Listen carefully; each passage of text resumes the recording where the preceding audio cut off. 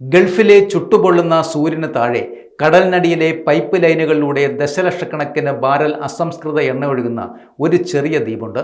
പുറം ലോകത്തിന് അധികം പ്രവേശനമില്ലാത്ത ഇറാന്റെ ഊർജ സാമ്രാജ്യത്തിന്റെ ഹൃദയമിടിപ്പായ ആ രഹസ്യ ദ്വീപിനെക്കുറിച്ചുള്ള കൂടുതൽ വിവരങ്ങളിലേക്കാണ് നാം ഇപ്പോൾ കടക്കുന്നത്.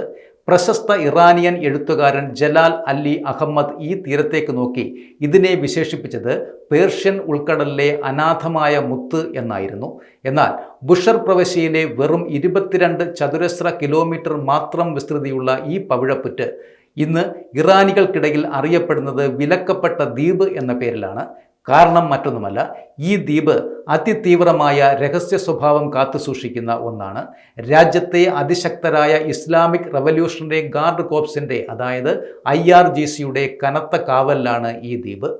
ഔദ്യോഗികമായി സുരക്ഷാ അനുമതിയുള്ള ഉദ്യോഗസ്ഥർക്ക് മാത്രമാണ് ഇവിടേക്ക് പ്രവേശിക്കുവാൻ സാധ്യമാവുക. എന്നാൽ ആകാശം മുട്ട നിൽക്കുന്ന ഉരുക്ക് വേലികൾക്കും സൈനിക നിരീക്ഷണ ഗോപുരങ്ങൾക്കും അപ്പുറം ഈ ദ്വീപിന് മറ്റൊരു മുഖം കൂടിയുണ്ട്. ഇറാന്റെ ആധുനിക ഊർജ സാമ്രാജ്യത്തിൻ്റെ മിടിക്കുന്ന ഹൃദയത്തോടൊപ്പം തന്നെ സഹസ്രാബ്ദങ്ങളുടെ മനുഷ്യ ചരിത്രം കൂടി ഉറങ്ങിക്കിടക്കുന്ന പ്രകൃതി രമണീയമായ ഒരു ഭൂപ്രദേശം കൂടിയാണ് ഈ അത്ഭുത ദ്വീപ്. പുരാതനമായ പവിഴപ്പുറ്റുകളും വ്യവസായവൽക്കരണവും ഇവിടെ ഒരേ സമയം തികഞ്ഞ ശാന്തതയോടെ സഹവസിക്കുന്നുമുണ്ട്.